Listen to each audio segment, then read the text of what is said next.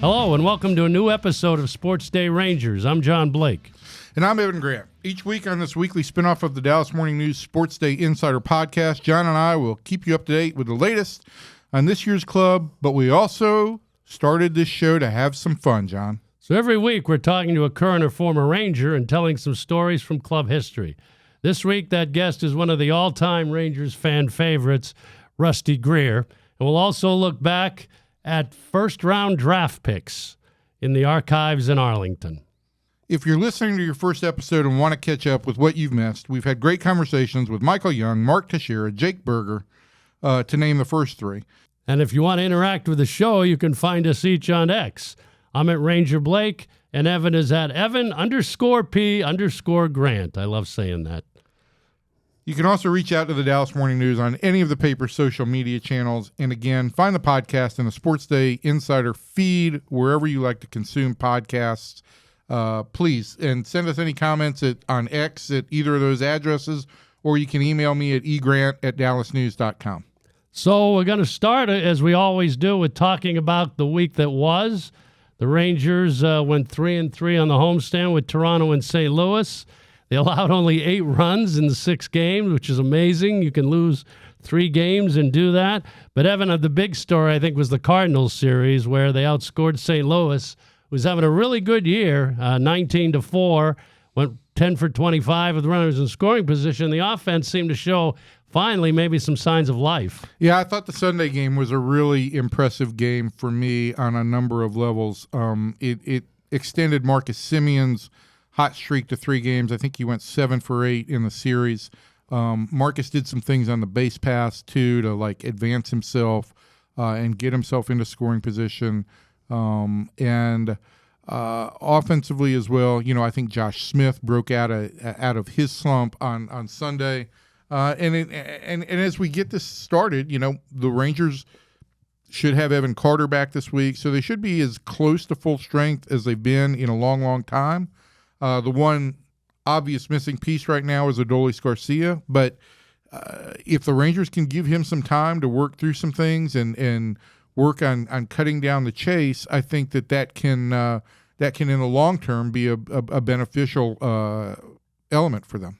What do you think of what Sam Haggerty has done for the team? I mean, he brings a different element that they've had. He little team speed, just a kind of a different piece. Well, if you're not slugging and you've got to figure out a way to manufacture runs, you need some guys with some tools, but also without much ego. And I think that's where Sam fits in. He's willing to do whatever it takes to help optimize a run scoring opportunity. What we saw is we saw him on the bases advance. We saw him bunt the ball. We saw a lot of things that just go into, I hate using the term small ball, but to me it's just opportunistic ball. And that's what I think the Rangers had lacked. I think you saw Sunday in the closing game, in the rubber game after the Rangers had this big breakout game on Friday and then got shut out on Saturday. You saw in the first inning, you saw St. Louis really optimize a run-scoring opportunity where they got a walk and they turned that into a run.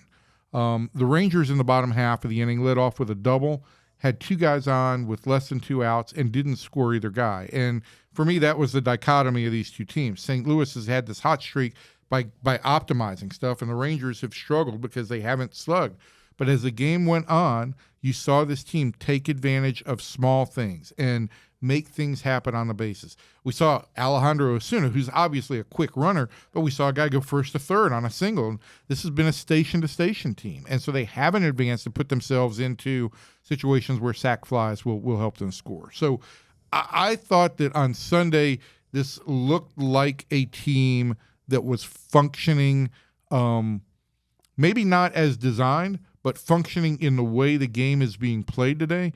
Now the question is, look, they did it for 2 out of 3 days. They have got to start doing it for a longer period of time. But I thought that these 2 games over the weekend in which they bounced back from not scoring. Well, they started off with a big offensive night, and then they bounced back from not scoring, and they beat a playoff team. And I want to throw one stat out as soon as I finish this. But I thought that those 2 games were real building blocks. They now go Tampa, Washington, Minnesota. It's on the first 3-city trip of the year. that'll be a real test. There's some issues with how the rotation will hold up without Nathan Eovaldi for a while. But I do want to say this, John. I went back after they won 2 out of 3 against St. Louis, and I looked. This team is 10-18 against the teams that are holding playoff spots at this moment. And there's a little more than 100 games left in the season. They are 2-8 in those games in one-run decisions. So they could very easily be a 500 club against playoff teams, which is a very good sign.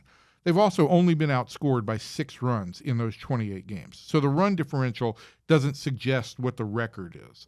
If you go down to the American League only, if you go down to their record against American League teams, they are 5-11 against the American League playoff teams, but they've had a 1-5 record in those games, in one-run games, and the run differential is just -3. So my point in all this is they've played pretty well against the playoff teams. They've had some bad luck there. They've had some misfirings, but they are in every game against playoff caliber teams. And if this team can just put together a month, it can really make up some ground in the American League and in the AL West. So you mentioned Adolis Garcia at the top when we were talking about, and Chris Young and Bruce Bochy have now said this is going to be a performance.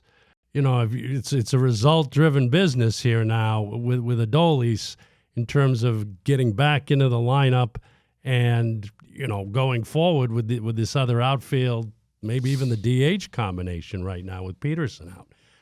How do you see that playing out? And I guess you'll just kind of have to see on this road trip. I think you will have to see on this road trip a little bit. And look, Adolis will now have had 5 consecutive days off, with Monday's day off going into Tampa. I don't think they want to make him sit, a week before they play him again. But that will be a little bit of a feel thing for Bruce Bochy. I don't want to also boil Adolis Garcia down into a defensive replacement. But in games late, they need to they can get him some at bats, and he's an asset defensively. He's playing the best defense of his career, so I think there's opportunities for him to get some at bats.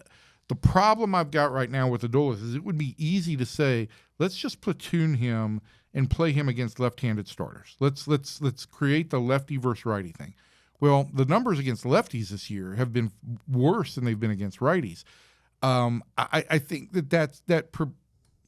that issues some trouble warnings. But I think the first step is to get him out of the lineup every day, try and break some muscle memory there or some mental issues where he's just chasing everything, and let's kind of start it all over.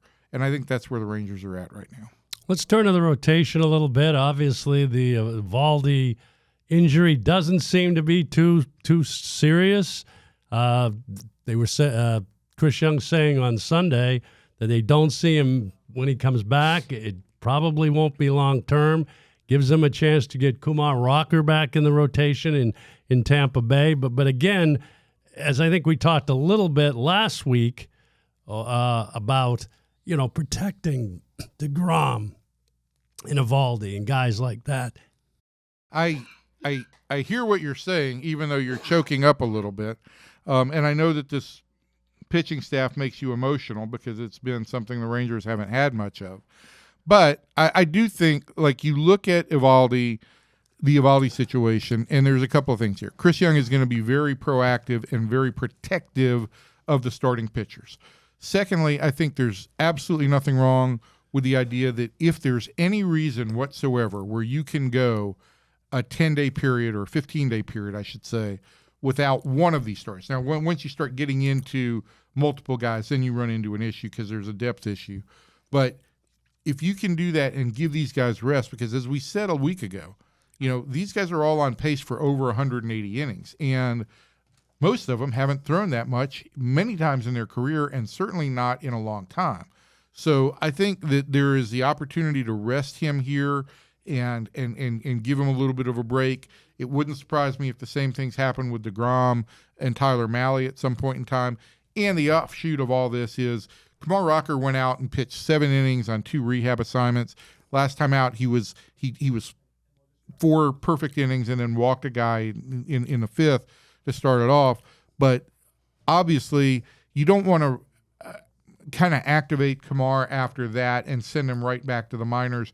I think this opportunity gives him a chance to come back up to the big leagues, show that he's made some progress, and is ready to be effective. And if not, it then does give him kind of a baseline to say, okay, these are the things I've got to work on. So, look, all of that has been great. And I just think that, we talk so much about these veteran starters.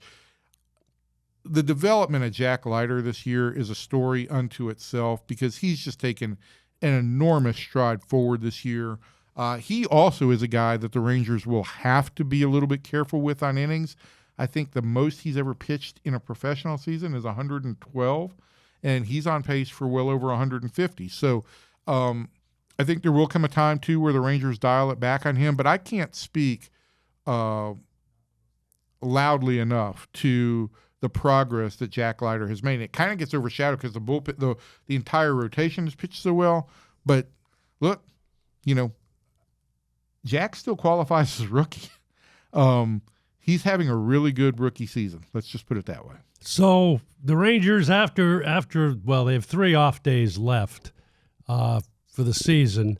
3 off days left before the All-Star break. Could you see a potential situation as like you're talking protecting innings that maybe you go with 6 starters at some point? You keep Rocker in there to try to protect these guys and give them an extra day of rest during this stretch? I think basically, in June they've got an off day a week, pretty much. And that gives you the opportunity to give guys an extra day of rest between each start.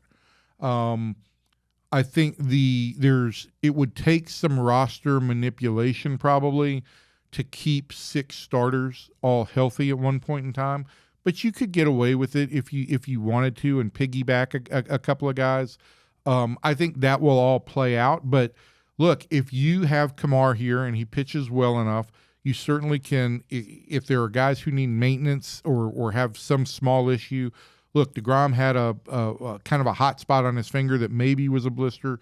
If you need to give Jacob 2 weeks at some point in time to make sure his finger is good, you can do that and let Kamar step into his spot. So I think they do, as hard as it is to believe, given the fact that Cody Bradford and John Gray were both hurt for a significant amount of time, and both are on the way back. But given that they were hurt at the end of spring training and how dire it seemed the situation was for the rotation, right now we're sitting here and the Rangers have 6 guys for 5 spots. So that's the week that was with the Rangers, and Evan will be heading out on the road to Tampa Bay and Washington. I don't think you're going to Minnesota, right? I'm not going to Minnesota. I don't know the last time Evan made a 3-city trip, so you usually will pick his spots a little bit. And trying to keep my marriage intact. Well, I can't blame you for that. So our guest on the podcast this week is former Rangers outfielder Rusty Greer, made one of the most iconic catchers in club history and whose run in the late 1990s helped power the team to its first 3 playoff appearances. We'll talk to him next.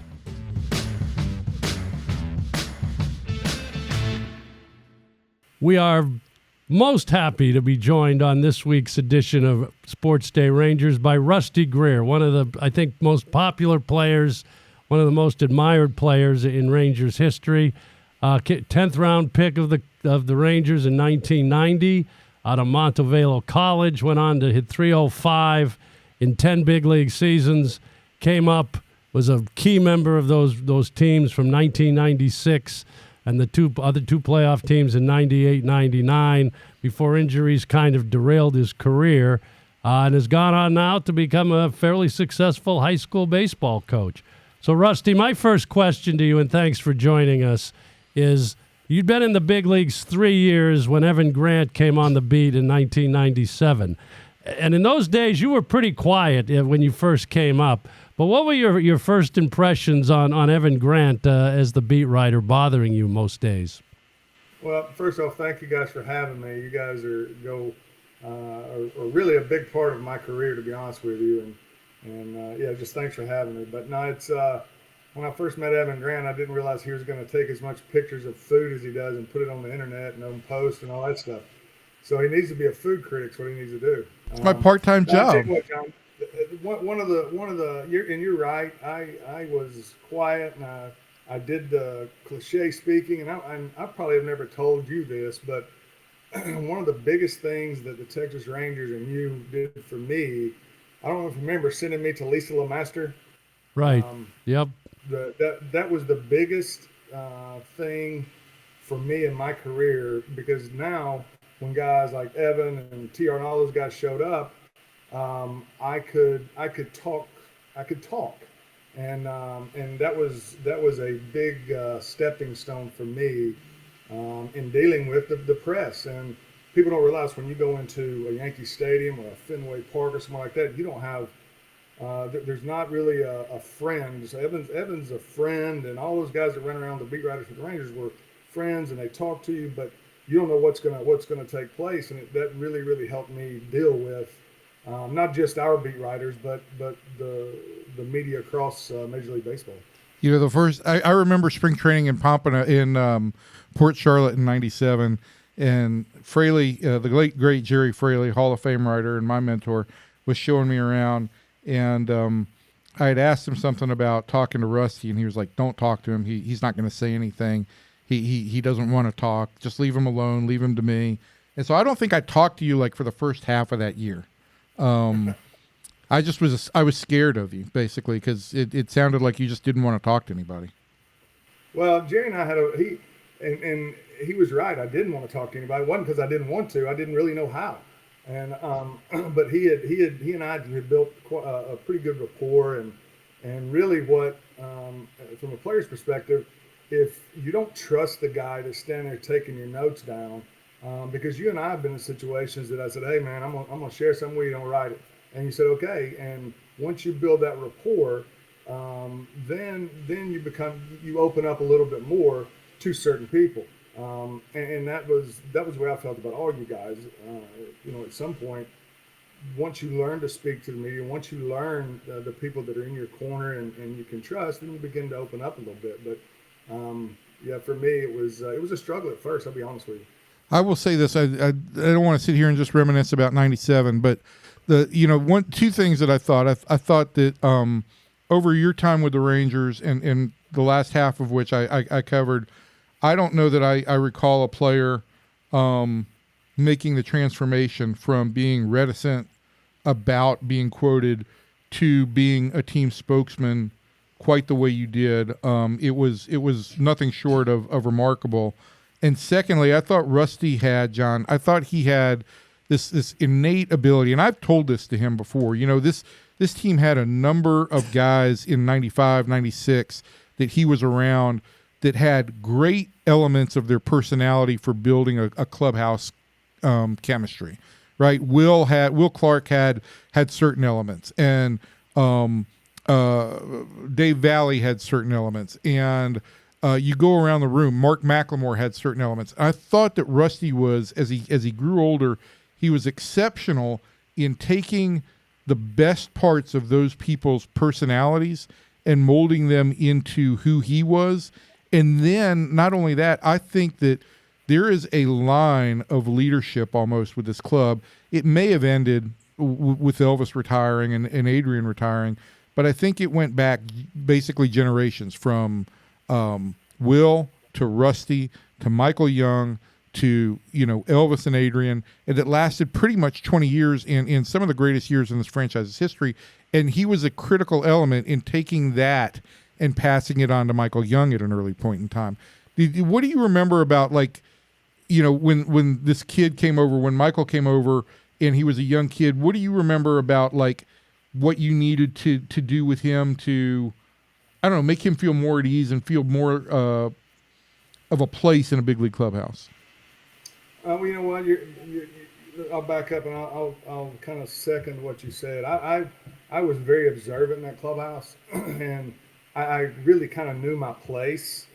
And people talk about a guy taking somebody under wing or whatever it may be. Well, I lockered next to Will for 5 years. Now, Will was, as we know, he was brash and abrupt at times. But I'll tell you this about Will Clark, and this is one thing I learned from him, is that it didn't matter what happened in that game. He could have been 0 for 4 with 5 strikeouts. If he was 0 for 4 with 5 strikeouts, that would have been worth writing about. 0 for 5 with 5 strikeouts. Sorry. he was always in his seat answering questions. He never shied away, never ran away. And I watched that. I watched Mark McLemore have a good time with the media. I watched Dave Valley be the consummate pro at dealing with the media. And so a lot of what went on, I observed and watched and knew that at some point I was going to have to be the guy that spoke. And so I learned from a Will Clark. Didn't matter what happened in the game, I was there answering questions. I learned from Mark McLemore to be able to joke around with the media. Dave Valley to treat it like a business and a profession. And so there were things that went on that kind of prepped me for the role I would have to fill down the road. And as far as Michael goes, anytime you come to the big leagues, you're not sure what place you fit or where you fit in. But at that point, it was myself and Michael and Bill Hasselman, Frank Catalanato, Gabe Kappa. We always kind of hung out together. And so I think Billy Hasselman is a good example of a really good behind the scenes leader. All those guys helped transition from a Michael Young and a young player, not knowing where he fit in, to understanding that he is a big part of not just the team but the clubhouse. Now, just backing up just a little bit, you were not a highly regarded prospect. When we drafted you, you just kind of kept playing well in the minor leagues. And in 1994, even though the Rangers were in contention, we had a losing record. Rusty only played 31 games at Triple-A. We bring him up. That 94 club could be called dysfunctional, I think, to some extent, and then the strike hits. But of all the players of that era that going into what the first championship run was, I think Johnny Oates may have had as big an impact on you as any one of those players. Would you kind of agree with that when we hired him for the 95 season? I wouldn't just agree with it. I would say that is 100% spot on. Johnny Oates, he came along at the right time in my career. And when I say that, I mean, in 94 I get called up. I do well, and I come back in 95, and I'm expecting to be a starter in spring training. I'll tell you guys a couple things that people don't really know. Spring training, we have the meeting before, and Johnny, what people don't know about Johnny is he had his team set before we had the first pitch in spring training. And he would say, well, we have two backup positions open, and they're these positions, and basically good luck, work hard, good luck. But he knew who he was going to take. And so in 95, we go out there, we have our meeting. He goes, I got two spots open. It's right field and second base. And I was the right fielder in 94, had done well, and Jeff Fry was the second baseman. I kind of looked around and go, what do I have to do here? And so, but Johnny was a veteran players manager. And so then we moved into the 95 season, and I'm platooning. I'm platooning with Jack Voigt and Candy Maldonado. But yet, any time that I would get pinch hit for in the fifth inning, if a left-hander came on the mound, I would start against Andy Pettit or Randy Johnson or any of those guys, and I was kind of confused about what a platoon player was. But then at the end of 95, we played the Mariners at home, the last game of the year. And so we're walking up the tunnel, and I'm in front of Johnny about maybe 5 feet. And remember in the old ballpark, there was that little foyer that you come up from the clubhouse. There's that little foyer there, then you walk into the clubhouse. He stopped me there and he said, I know you're not a platoon player. I'm moving one to right next year, and you're going to play left field every day. I think we've talked about this some, Rusty, in previous conversations, but I do wonder, when I look back at all of the injuries, you went all out. There was zero regard for injury or concern about your health, and I know that's the way you played the game. Have you ever, since you walked away, have you ever regretted any of that and said, maybe if I'd have been a little bit more careful, I'd have extended my career some? 100%. Think about it. I wish I was still playing today. And really and people say you move on, you do this, but baseball is my identity. And so I wish I was still doing it today. And you asked me a question one time, and it was way back when, and you basically asked that, do you think the way you play will shorten your career? And at that point, I'm 26, 27 years old, and you can't get nothing can go wrong with you. And I'm like, nah, that's just how I am. Looking back on it, I wouldn't have changed the way I played. I wouldn't have changed the things I did. What I would change is um, maybe having that surgery in the off season that somebody said I might have needed to have. Doing some things different. And back then it's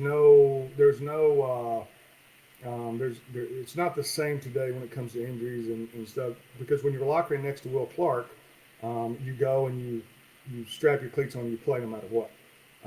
And so that's where I grew up, was in that era, in that clubhouse. And so that's what I did. Second thing is I didn't want to take a chance on anybody taking my job.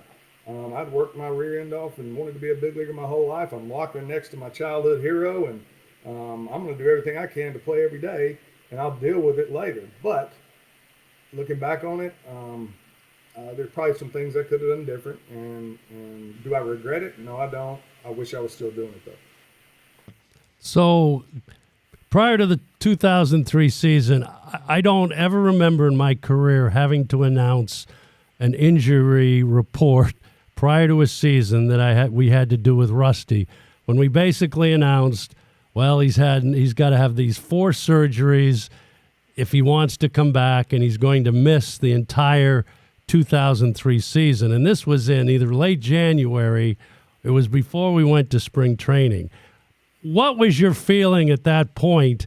And did you, and then you did try to come back. Your intention was to play in 2004. I remember that, when you needed another surgery. But what was kind of your mindset at that point, Rusty? Because, we shocked a lot of people. I remember when we put this out that, he's done for he cannot play this season because he's got to have all these different surgeries to be able to play baseball again.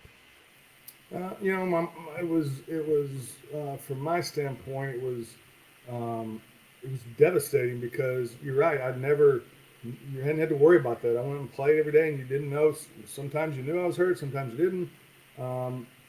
But I think it's a result of everything that's stacked up all at one time.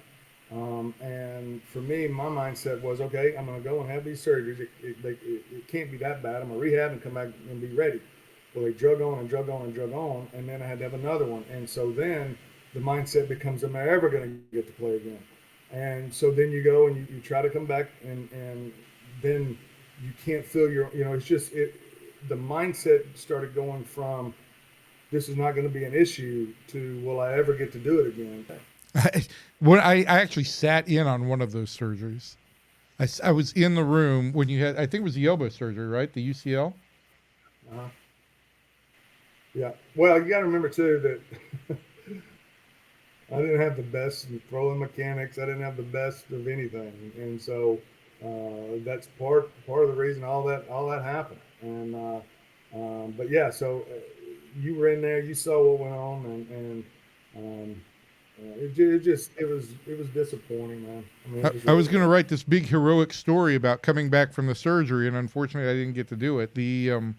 That was the sad part about that. All right, this would not be a conversation between you and I if we didn't get into some grumpy old ex-ball player stuff. So, have you watched any baseball in the last couple of years at the major league level? And what's your thoughts on where offenses are at this point? And I'm not a grumpy old Meyer was better guy. Only with me you are. You're just grumpy at me. Right. My mind has been changed in some areas.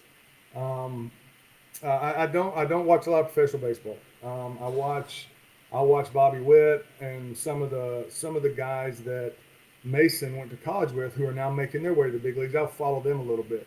But typically where I spend my time watching baseball is college baseball, like the regionals are going on, super regionals are coming this next weekend. So that's what I follow. And one reason I don't watch it is because I don't like the way the game is played from that perspective you're talking about, the offensive perspective of a batting average doesn't matter, and there's only certain things that matter, and we can agree to disagree, but on some level, all those numbers matter, and there's ways to get that done. Some people are better at hitting home runs than others. I'm not sure that I would have played in today's game because I wasn't a home run guy. I didn't strike out. I mean, I did strike out, but not 150 times a year. I hit for an average. I scored runs. I think that the philosophy of the game has changed, and not necessarily in a bad way. I just think there's a hybrid that can take place versus some clubs use a lot of data and a lot of numbers, and some clubs try to mirror or blend the two. And I'm more along the lines of blending the two and playing the game from a natural standpoint than just strictly numbers. We appreciate your time, Rusty, but we have to end with Evan's 5 questions. So fire away, Evan. Rusty, you played in an era where we didn't have all that scoreboard stuff, and there weren't all those cute little questionnaires or this or that, though I tried to do that with you guys. So here's 5 quick questions to better get to know a Rangers legend. I want your first thought answers that come to mind. Are you ready? Yes. Okay. What's the best sandwich? Have you ever personally asked for an autograph, and if so, who? Personally, I have. It was John Hanna in 1970-something when I was a young kid. Played at Alabama, right? Bull Hanna? Alabama, yeah, the Patriots. a great player for the Patriots. Offensive lineman, right? Yep. Favorite sports memory that does not involve you? Which means it does not involve me. When Mason Greer hit his first collegiate home run At Missouri State? at McLennan. Okay. Or I'm going to back up and say when they won the junior college national championship too. That was good. Okay. First concert? Reba McEntire. I was thinking it would have been Leonard Skinner, but that's another story. Describe the rest of your life in 5 words, Rusty. I hope to have an impact. That's nice. That's meaningful and profound. There you go. Rusty, thank you for joining us. Was this painful? No, not at all. I'm like I said, you guys are a big part of my life, and I don't mind whatever you guys need. All you gotta do is let me know. Well, we appreciate it, and again, like you said, it with Rusty, as we've talked about, it was really great for me to watch his growth as a major league player and working with the media, because he was like the go-to guy for our media by the time, those other guys, Will left and those guys, and when you're a PR guy, those things are pretty meaningful. So when you're a beat guy, they are too. Thank you, Rusty. So thanks, Rusty. We appreciate it. Thank you, guys. I appreciate y'all.